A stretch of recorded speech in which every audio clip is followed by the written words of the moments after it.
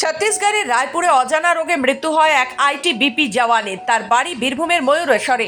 প্রসঙ্গত, গত মাসে 15ই আগস্ট রাতে এক অজানা রোগে আক্রান্ত হয় ওই জওয়ান, আর তারপরে তাকে রায়পুরের হসপিটালে ভর্তি করা হয়। ঠিক তারপর গত 1 সেপ্টেম্বর রাতে তার মৃত্যু হয়েছে ছত্তিশগড়ে।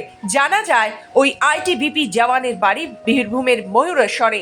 নাম রনিত পাত্র, বয়স আনুমানিক 30 বছর। মঙ্গলবার পানাগড়ের সেনা ক্যাম্প থেকে তার মৃতদেহ নিয়ে আসা হয় ময়ূরেশ্বরে। তবে ময়ূরেশ্বর ঢোকার পূর্বে মঙ্গলবার বিকেল 6টা থেকে সেনা জওয়ানকে শেষ শ্রদ্ধা জানাতে সাঁইথিয়া তালতলা মোড় থেকে ময়ূরেশ্বর পর্যন্ত বাইক র্যালি করলো ময়ূরেশ্বর এলাকার মানুষজন।